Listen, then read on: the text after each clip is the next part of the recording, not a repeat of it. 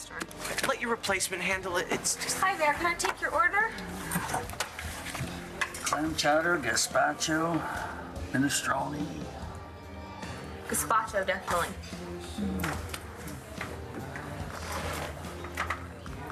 There's also the navy bean today, which is really, really good. Oh, come on. You're getting a bowl of soup, not a new car. Rex! I'll go with the gazpacho. Okay, I'll have that right out for you. Nice. Boss, I'm getting me fired in my first week. Ugh.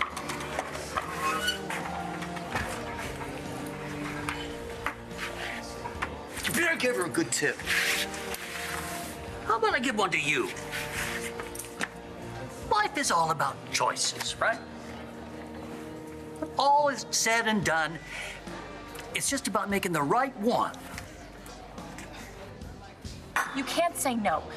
I know you want to move back into Landfairy. Natalie, Bree needs you, okay? And I can't eat, I can't sleep, and the nights without Nash are terrible, and I just need somebody to talk to. Okay, Jessica, I will be there. I will be there every single night, and we can talk. And then you're just gonna leave? Why wouldn't you just stay? Because the family's a little raw over what we did. So am I. And guys, we're not gonna solve anything if we just go crawl back into our hidey holes now, are we? I think it's just a little too soon. I told Mom that you and I spoke, and she was thrilled. Yes, she's still upset, but she knows that you and I, we need each other. There's more. What? Well, you know, Jared and I, we're still grieving, and we don't want to put that on you after everything. Well, that's really my choice, though, isn't it? Look, I want to be there for you, and I will be there for you in any way and every way that I possibly can. But my place is with Jared. What, your place? Living with him. Natalie, it's okay. Your sister needs you. Whoa, whoa, whoa. Obviously, I'm not making myself clear here. Listen, Natalie, I don't want you to leave Jared. I want you guys to move in together into Landfair. I want the both of you to move in. I want us all under the same roof.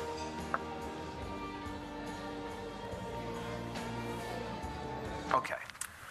I admit, she's not Mensa material, but she is a shrewd woman. She knows exactly what she's doing, and I actually think I make her happy. Really? And what are you getting out of this? Suffice it to say, I'm living large in Landview, but Addie wanted this marriage just as much as I did. So you and Addie are taking mutual advantage of one another. Oh, and making Dorian jealous, right? No, not jealous. Making Dorian suffer. Dorian reneged on some promises she made me. I don't want to know, okay? So, you feel like congratulating me? Is that why you're here? To get my approval? What'd you give it? David, you know, I take marriage seriously. I did too. Once.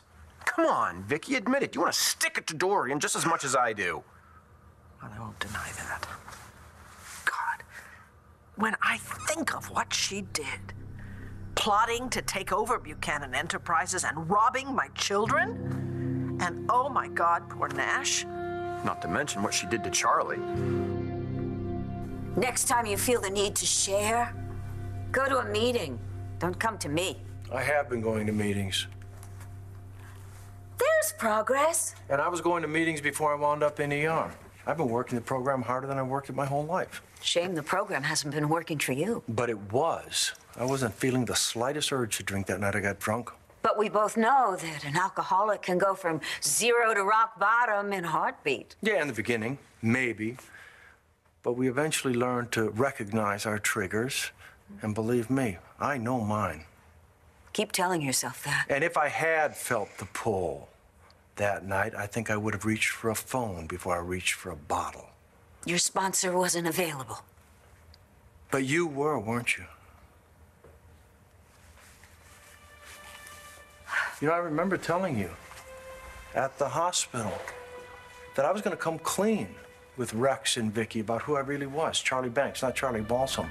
And I remember telling you that you weren't going to have anything to hold over me anymore. Now, why is it that that conversation is the last thing that I remember? Charlie, don't. You were very upset.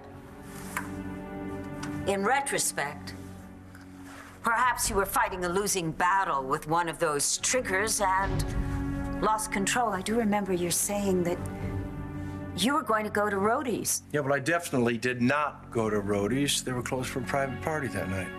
Ah, well, perhaps that's why you bought your own bottle of vodka and then crawled into the alley behind Rodi's to drink it.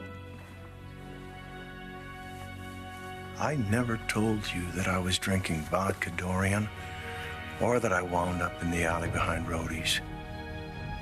How did you know that?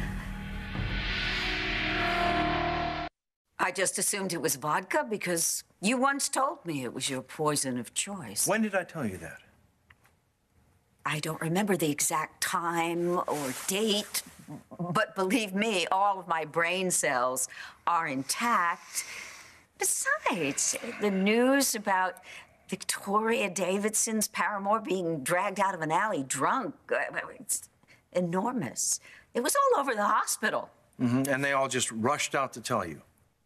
I am on the board of directors of the hospital, and I did used to be the chief of staff.